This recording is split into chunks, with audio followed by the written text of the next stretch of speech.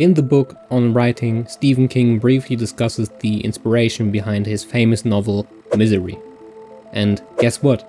He didn't research popular horror books. He didn't wait for someone to tell him what to write. The idea came from his reoccurring nightmares. It wasn't a fleshed out concept, he barely knew the characters, yet it turned out into a world-acclaimed novel that resonated beyond the horror genre. Compare that with today's creative world, where everyone on social media talks about winning formulas for their work. There are thousands of videos promising secrets to growth and countless gurus searching for a formula to bring order to the creative chaos. The most outstanding work still comes from making something only you could make. Not because you ignore all the frameworks and advice of others, but because you make them your own. You filter them through your personal worldview, struggles and values. That's why in this video I will show you why impactful creative work must come from your unique perspective, and how to balance proven frameworks with authentic expression. It's not about finding your voice, but recognizing the voice you already have and allowing yourself to use it without being afraid. So let me show you how. First of all, we are drawn to formulas because they promise certainty in an inherently uncertain process. They offer a map through the jungle of creative work, but they only guide you to destinations others have already discovered, not new ones. These frameworks still exist for a reason. They work as fundamentals. Everyone has to build upon them. You master fundamentals first, then you learn to break the patterns intentionally, making them your own before eventually transcending them completely. To understand how to balance frameworks with authentic expression, let's borrow a concept from Japanese martial arts. It's called Shuhari. And I will probably pronounce it wrong, but bear with me. It describes the 3 stages of mastery. The first kanji, Shu, means protect or obey, representing the value of traditional wisdom and mastering fundamentals. Ha means detach, breaking from tradition and finding exceptions to established rules.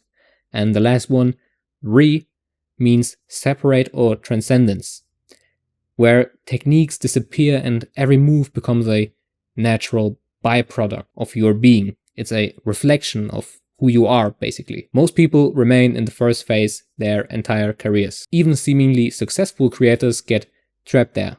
I mean, how many YouTubers work themselves into a more luxurious version of a 9-to-5, obeying whatever rules the ad revenue dictates at the moment? You may have already noticed the result.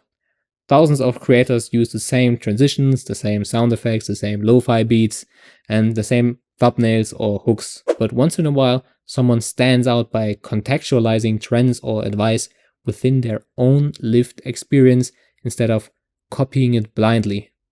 Their mind basically outperforms the algorithm. Authenticity is transcendence. Authenticity stems from your context. Authenticity is permissionless, not focused on metrics or pleasing everyone. Yet authenticity is nothing you can learn from me or from anyone else. It's entirely unique to you. And forcing it will get you tangled up in analysis paralysis, never getting anything done. You have to understand that authenticity is the last step. We all start with imitation. We all start with the first step of mastery. You go beyond the rules by knowing them deeply and already using them a lot. Don't try to rush through stages. Let yourself be a beginner. All I can share here, and all others can share, is their approach. I can teach you which rules I follow and which ones I break, but what comes after will look entirely different for each person.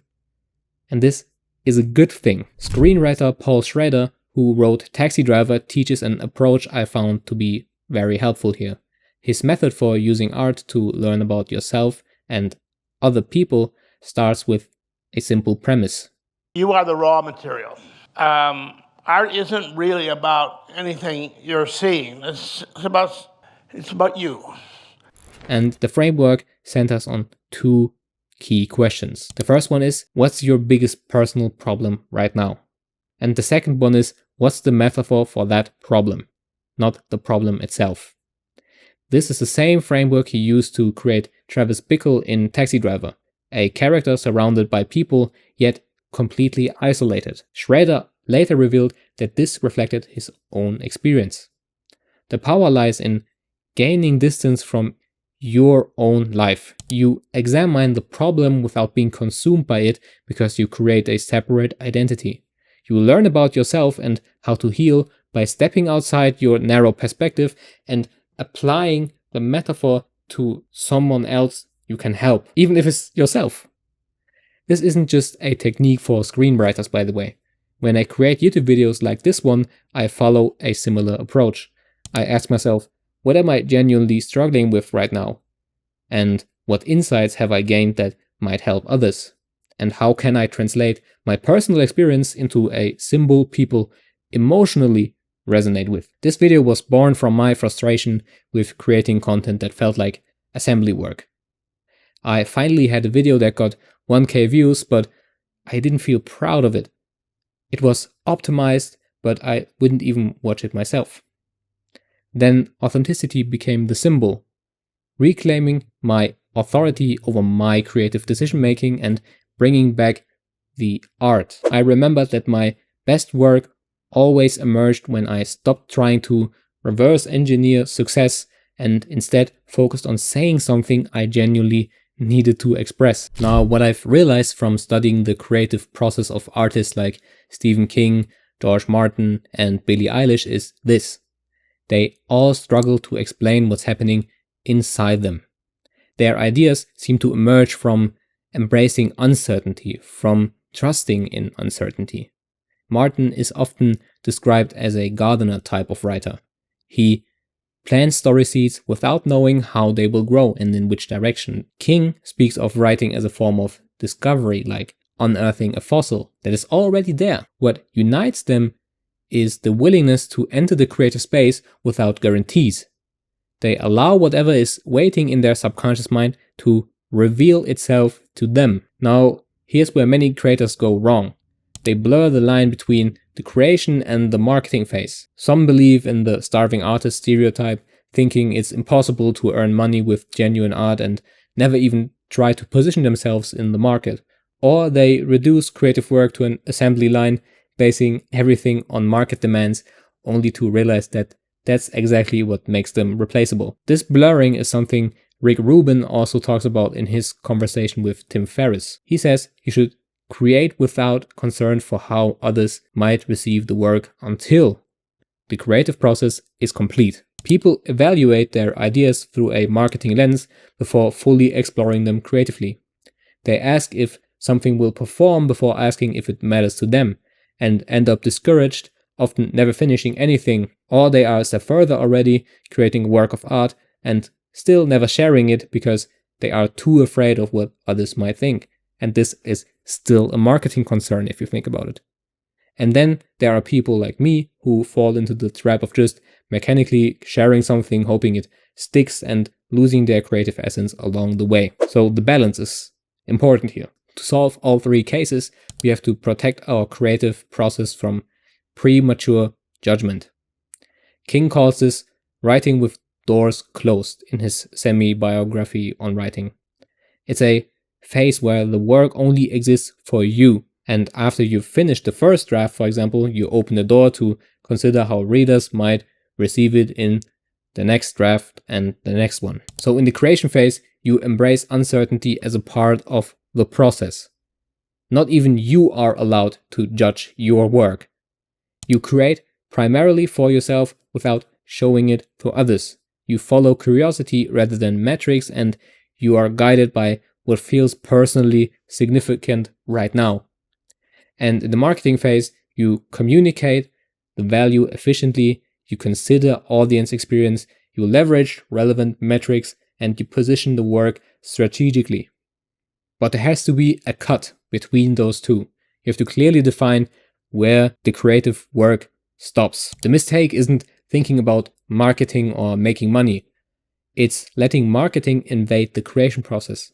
Almost every creator I admire maintains a kind of barrier between these phases. Some of their best work is lying around for years before it finally clicks and they get to publish it. So let your work develop organically and build a bank of creative work you can draw from and which you can revisit, essentially. Of course, this is easier said than done. I constantly catch myself falling into the same external validation trap over and over again. I forget about prioritizing the artist in me. All the social media platforms bombard you with metrics determining good and bad performance, using dopamine triggering animations and color-coded feedback. One solution is to define your own success metrics. This is important because your output tends to grow into the direction you measure. If you let social media decide the important metrics, you will develop in the direction they want you to develop in. So here are some questions that might help. Does this work contribute to my larger body of work in a meaningful way? And what about my vision and legacy? Does this represent my actual values, or am I compromising for engagement? Did this piece challenge me creatively? What did I learn from this piece that I can apply to future work? Would I enjoy consuming it myself? What helped me the most was tracking the time I spent on my projects with a simple timer and adding everything up once I'm finished. I created a personal reflection log to record everything I thought about the project and how I felt in each phase. And of course, the lessons I learned along the way. Whatever you do, don't rely solely on platform-provided numbers. External validation forces you into a box you will eventually outgrow. Going viral may become a curse when your audience expects you to repeat the thing you did endlessly. I saw many people go viral only to start a new channel a few months later. So I personally don't aim for viral content anymore. I want people to grow with me. I want people to be interested in my perspective, whatever the topic might be here. You don't need millions of followers. You need 1,000 true supporters. To sum all this up, originality isn't invention. It's interpretation and perspective. You don't need to create something never seen before. You need to interpret what already exists through your unique lens, colored by your lived experience. This embodies the entire Shuhari learning path to mastery I mentioned earlier. Your authentic voice isn't something you discover by studying other creators. It's already within you, becoming stronger and stronger every time you create from genuine experience. So the next time you sit down to create something, start with what you already know. If the only thing you know is that you have no ideas at all, that is the idea.